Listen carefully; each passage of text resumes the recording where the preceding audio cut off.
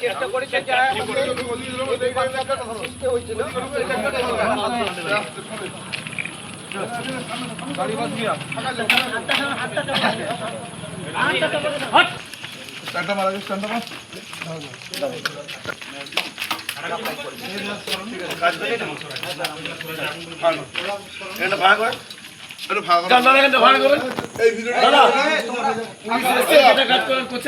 নিয়ে যাচ্ছি একটুকুনি করো না।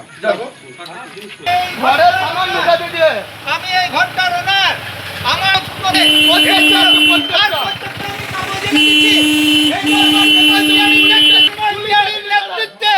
আমাকে মারতে এসেছে এখানে রিভলভার নিয়ে এখানে মারতে এসেছে আমাকে বলছি তো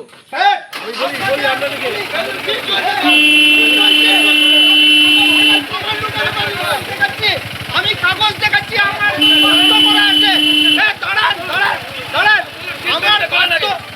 ট্রিটমেন্টটা করেন না আমার বাস্তব করে আছে এই জমিটা বাস্তব করে আছে আমার ট্রিটমেন্টটা আছে আমার সিরা কেটে গেছে বাবা দিবার আর উত্তম দিবার ডাকাত সে ডাকাতটাকে এই চিন্ময় তিয়াড়ি প্রশ্রয় দিচ্ছে চিন্ময় তিয়াড়ি প্রশ্রয় দিচ্ছে উত্তম দিবার ডাকাত চলেন না গাড়ি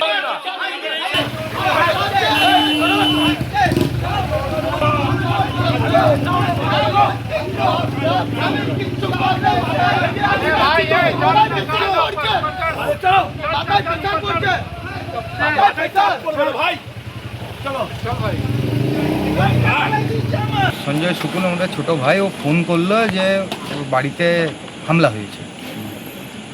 কি হয়েছে না হয়েছে জানার আগে ও বললো যে ভাইয়ের মাথা ফেটে গেছে, ভাইকে নিয়ে গেছে। আমি সাথে সাথে ভাই সাহেবকে ফোন করি, উনি বললেন আমি ট্রিটমেন্ট করাতে এনেছি, চোট লেগেছে সেই জন্য, কোনো এরকম নয়। তারপরে আবার ও ফোন করে বলছে যে এরকম আগুন লাগিয়ে দিয়েছে, ওই তো গাড়ির ওই অবস্থা। তেমন কারা করেছে, কী ব্যাপার, তোদের সাথে কী ঝামেলা? বলে আমাদের সাথে কিছুই না, স্কুলের বইপত্র এসেছিলো, খাতাপত্র এসছে, আমরা গোডাউনে নামাচ্ছিলাম।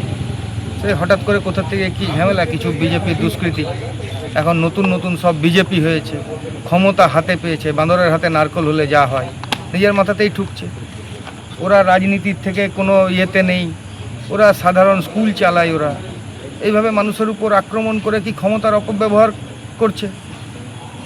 বাংলার মুখ্যমন্ত্রী বলছে আইনের শাসন, এগুলো যদি আইনের শাসন হয়, এইভাবে যদি যারা স্কুল চালায় তাদের উপরে হামলা করছে, এইভাবে যদি গাড়িতে আগুন লাগিয়ে দেওয়া, বাড়িতে আগুন লাগিয়ে দেওয়া, এগুলো কোন ধরনের রাজনীতি?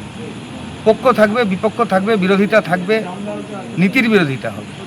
তো কাউকে মেরে ধরে মাথা ফাটিয়ে দিয়ে তাকে এই হসপিটালে ট্রিটমেন্ট হলো না, তাকে এখন জেলা হসপিটাল নিয়ে যেতে হয়েছে, এগুলো কি ধরনের রাজনীতি?